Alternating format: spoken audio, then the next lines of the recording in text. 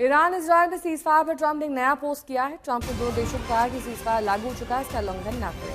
तो सीधे तौर पर दो टूक ट्रंप की ओर से कि उल्लंघन ना करें तो बेहतर होगा, क्योंकि पिछले 1.5-2 घंटे में हमने देखा कि कैसे ईरान की तरफ से लगातार मिसाइल तेल अवीव पर दागे जा रहे थे।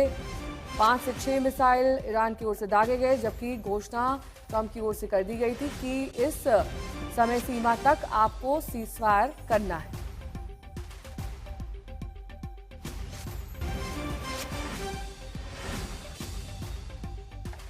प्रणय उपाध्याय हमारे सहयोगी इस वक्त जुड़ चुके हैं और जानकारी के साथ। प्रणय, जरा बताइए कि जिस तरह से अब ट्रंप ने दोबारा ये बात कही है, ये ईरान के हमले के बाद ही, कि अगर कोई भी आगे बढ़कर इसे तोड़ेगा तो सीजफायर ही नहीं हो पाएगा, इसलिए एक तरीके से ये फिर निर्देश।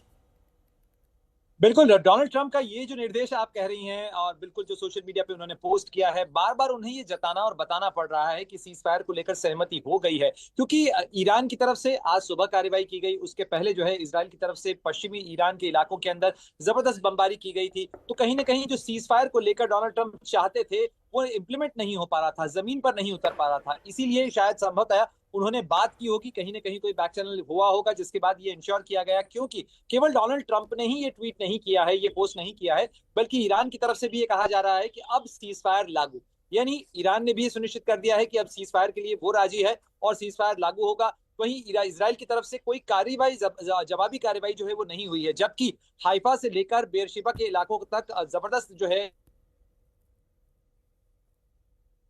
ठीक है प्रणय, जिस तरह से जानकारी दे रहे थे, तो फिलहाल ईरान और इजराइल में सीजफायर का ये ट्रंप का पोस्ट, जिसमें इस बात का जिक्र किया गया है कि सीजफायर बनाए रखना यहां सबकी जिम्मेदारी है और इसका उल्लंघन ना करें। प्रणय, अगर आवाज आप तक पहुंच रही हो, क्योंकि कनेक्टिविटी थोड़ी खराब हो गई थी, आप अपनी बात पूरी कीजिए।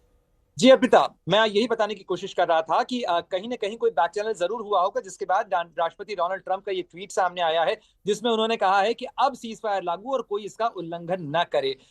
ये दुनिया ने राहत की सांस जरूर ली, क्योंकि कल के बाद से जितनी तेजी से घटनाक्रम बदला, जहां एक तरफ इंटेंसिफिकेशन और एस्केलेशन हमें देखने को मिला है, दोनों तरफ से जबरदस्त बमबारी की गई, वहीं दूसरी तरफ एक डिप्लोमेसी का चैनल भी चल रहा था। ईरान के विदेश मंत्री पहुंचे थे मॉस्को, और मॉस्को की भी एक इसके अंदर महत्वपूर्ण भूमिका रही होगी। व्लादिमीर पुतिन ने इससे पहले पजेश्कियान, जो कि ईरान के राष्ट्रपति हैं, उनसे और इजराइल के प्रधानमंत्री बेंजामिन नेतन्याहू से, दोनों से उन्होंने फोन पर बात की थी। और कहीं ना कहीं बैक चैनल अमेरिका के साथ भी हुआ। लेकिन अगर आप यहाँ देखें तो देखिए, सभी ने यह तय किया है कि इसके अंदर इसका श्रेय डोनाल्ड ट्रंप को ले लेने देते हैं, क्योंकि डोनाल्ड ट्रंप के पीछे हटते ही एक बड़ी चीज जो सामने आई है वो ये है कि अब अमेरिका ने ये संकेत दे दिया है कि वो इस लड़ाई को न तो बढ़ाना चाहता है, न इसके अंदर शामिल होना चाहता है। तो ये जो आशंकाएं थी कि क्या अमेरिका और ईरान सीधे सीधे भिड़ने जा रहे हैं, क्या इनके बीच में आमने सामने की लड़ाई होने जा रही है, क्या अमेरिका इसमें शामिल होने जा रहा है? ठीक है, अमेरिका इसमें शामिल भी नहीं होना चाहता है, लगातार चेतावनियां भी दे रहा है। क्या उसके मन में है, ये तो अमेरिका